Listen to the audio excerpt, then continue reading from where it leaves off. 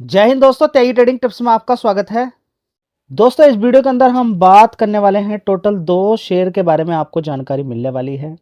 Start करते हैं विप्रो से। विप्रो के अंदर आज आप गिरावट देखेंगे, 8% की गिरावट एक दिन के अंदर है। ये गिरावटें कभी कभी मिलती हैं, बड़े काम की होती हैं, इस चीज़ को रट लीजिए। रिजल्ट्स के बाद ब्रोकरेज फर्म आ जाते हैं जो अपने टारगेट देते हैं। क्या वो टारगेट पक्के वाले रहते हैं? नहीं, नीचे के या ऊपर के कोई पक्के वाले नहीं रहते हैं, ठीक है। और उनके पीछे कौन कौन लोग हैं उसके बारे में भी आपको जानकारी नहीं है। सुनिए सबकी बात, मेरी भी बात सुन लीजिए, ब्रोकरेज फर्म की भी बात सुन लीजिए। लेकिन मजबूत अगर कंपनी है और गिरावट मिल रही है तो थोड़ा अपना दिमाग भी लगाइए। गिरावट पे बड़ा प्लेयर खरीद ही लेता है ज़्यादातर केस में, ठीक है। अब मैं ये नहीं कह रहा हूँ कि 245 रुपये से यहाँ से नीचे नहीं गिर सकता, यहाँ से भी गिर सकता है, लेकिन आपको ध्यान लगाना चाहिए। ऐसा नहीं होना चाहिए कि ब्रोकरेज फर्म ने कुछ बोल दिया बस उसको आप लेकर बैठे हुए हैं। वो थोड़े समय के लिए बात हो सकती है, 1-2 क्वार्टर के लिए। जैसे ही क्वार्टरली रिजल्ट्स कुछ चेंज देखने को मिल जाए, देखिए कभी कभी ऐसा भी होता है कि पूरे पूरे साल शेयर गिरते हैं। 1-2 दिन, 3 दिन, 4 दिन, 5 दिन वाली कोई बात यहाँ पे नहीं रहती है। कम से कम 1 साल के लिए तो स्टॉक मार्केट में आप पैसा निवेश करने के लिए आए, कम से कम 1 साल के लिए। उसके बाद ऐसा भी हो सकता है वो शेयर ज़्यादातर गिर जाए, हो सकता है गिर जाए, लेकिन अच्छी कंपनी है, गिरावट पे थोड़ा थोड़ा करके आप खरीद रहे हैं। हो सकता है 2 साल के बाद आपको रिटर्न मिले। लेकिन जिस तरह से एफडी में आपको 2 साल में 7 दूनी 14% आप मान सकते हैं, 7% एक बार, 7% एक बार, तो 2 साल में आपको 14% के रिटर्न मिले हैं, ठीक है। उधर की साइड में अगर हम बात करते हैं तो एक साथ अगर आपको मिल जाए तो क्या गलत चीज़ है। यहाँ पर एक साथ ही मिलता है आपको। 4-4 साल, 3-3 साल तक लोग बैठे रहते हैं खरीद के, और एक साथ ही पैसा मिल जाता है उनको। लेकिन कंपनी अच्छी होनी चाहिए। स्टॉक मार्केट बेकार कंपनी के लिए नहीं है, अच्छी कंपनी में ही काम करना होता है।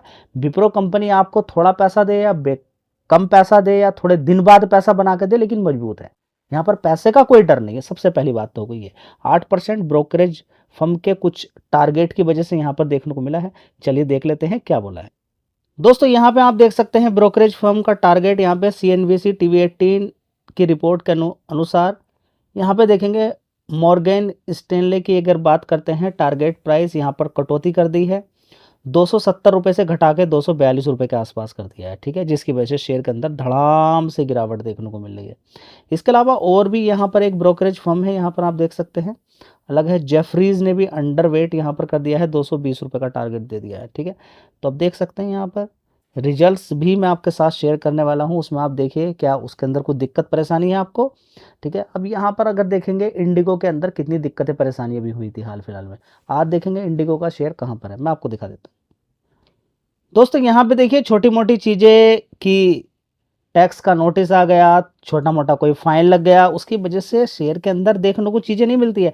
कोरोना वायरस से भी ज़्यादा कोई दिक्कत हो सकती है क्या? जाइए कभी आप पीछे की साइड में, देखिए कोरोना वायरस के टाइम पर क्या क्या चीज़ें हुई थी।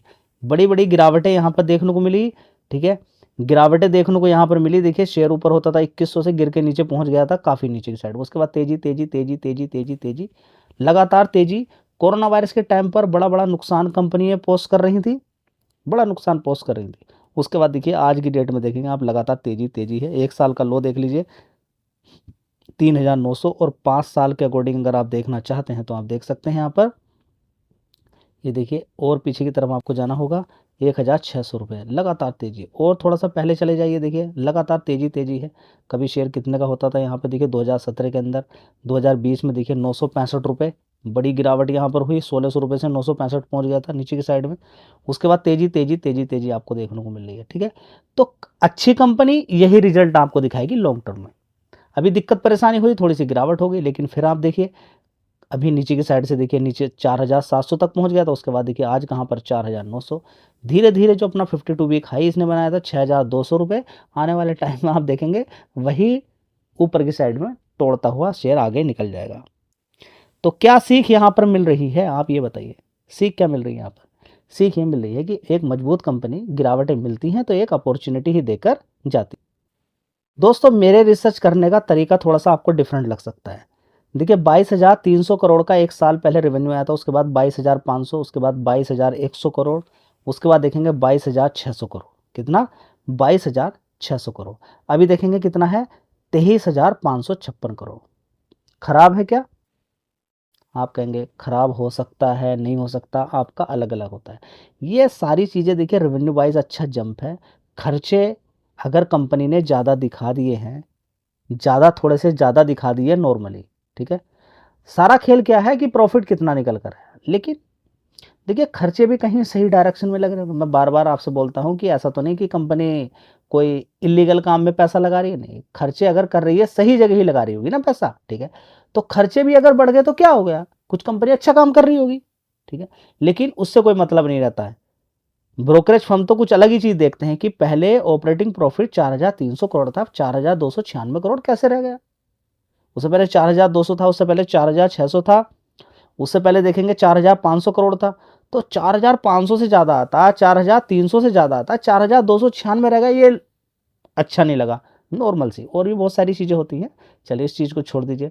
अब यहाँ पे प्रॉफिट देखिए अटक गया, 3,100 करोड़, पहले 3,200 था, 3,300, 3,500 करोड़, उससे पहले कितना था 3,300 करोड़। ये ऑपरेटिंग प्रॉफिट ही कम हो गया तो फिर सीधी सी बात है नेट प्रॉफिट तो कम हो ही जाएगा।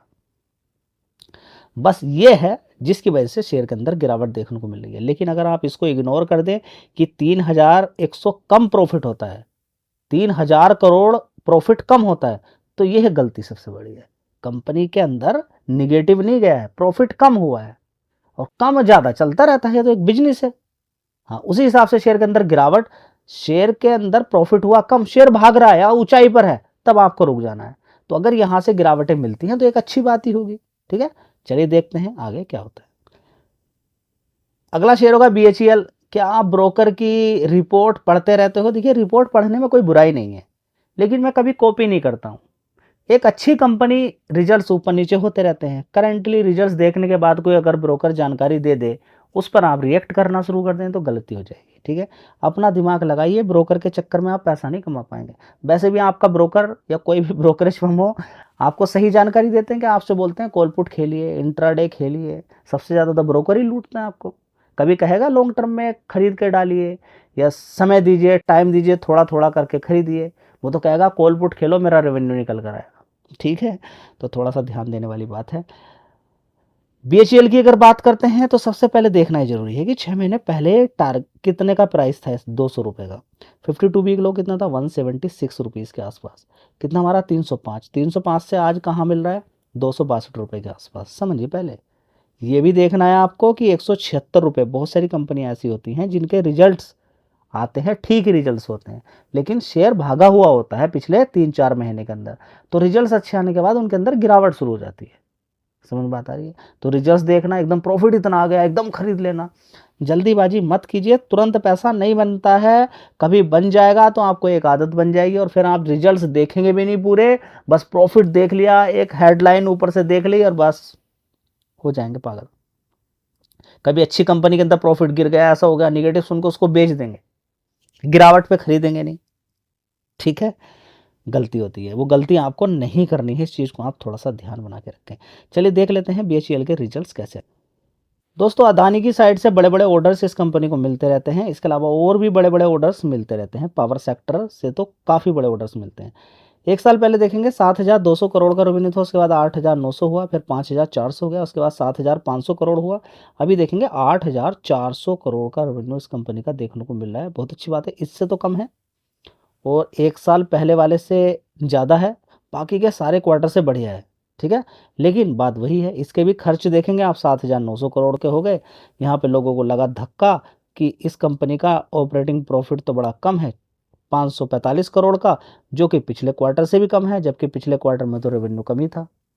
खर्चे ज़्यादा हो गए ना जी, तो खर्चे सही डायरेक्शन में लग रहे होंगे, फिर मेरा वही जवाब है जी। पहले 304 करोड़ था, एक साल के अकॉर्डिंग तो ठीक ही है। पहले कितना था, 304 करोड़, अभी कितना है, उसके बाद कितना हुआ, 832 करोड़, फिर नुकसान हुआ, ठीक है। तो अभी यहाँ पर कम हो गया, तो लोगों की यही उम्मीद थी कि ज़्यादा होना चाहिए। देखिए इसको देखना है, रेवेन्यू को भी देखना है, सारी चीज़ें आपको देखनी होती है। तो ऑपरेटिंग प्रॉफिट का देखिए कितना असर है कि शेयर के अंदर तेज़ी नहीं बनी, जबकि ऑलरेडी तेज़ी ही है शेयर के अंदर। अब आप घूम जाएंगे, क्यों, क्योंकि आप एक हेडलाइन में देख लेंगे प्रॉफिट पिछले क्वार्टर में 375 करोड़ था, इस समय 390 है। पहले 456 करोड़ का नुकसान था, उससे पहले 504 करोड़ का नेट प्रॉफिट था, उससे पहले 135 करोड़ का। तो आप कहेंगे एक साल में पहले 135 करोड़ का प्रॉफिट था, आज की डेट में बड़ा ही 390 करोड़ का प्रॉफिट, एकदम खरीद लेता हूँ, पिछले क्वार्टर से ही बढ़िया है, इस वाले क्वार्टर से ही बढ़िया है, कूद जाएंगे, जब मार लेंगे। लेकिन वो खेल तो ऑपरेटिंग प्रॉफिट के अकॉर्डिंग हो रहा है, ठीक है। तो रिजल्ट्स ठीक ही हैं, खराब नहीं है रिजल्ट्स। रेवेन्यू के अंदर अच्छी खासी ग्रोथ देखने को मिली है। तो ओवरऑल मिला के देखें रिजल्ट्स ठीक है, और एफआईज यहाँ पे लगातार खरीदारी कर रहे हैं, ये भी एक देख लीजिए। देखिए एफआईज कितना होता था, 15% की हिस्सेदारी होती थी, कितनी, 15% की हिस्सेदारी, और आज की डेट में 19.70% की हिस्सेदारी है। यानी कि जो पब्लिक ने और जो एफआईज ने बेचा वो डीआईज ने खरीद लिया, तो कुछ सोच समझ के ही खरीदा होगा, ठीक है। ये दो शेयर्स थे, जानकारी देने का मकसद आपको सिर्फ जानकारी देना है, ये नहीं कि मैं आपसे कह रहा हूँ कि यहाँ खरीदिए वहाँ बेचिए, वो जानकारी यहाँ पर नहीं मिलती है खरीदने बेचने की।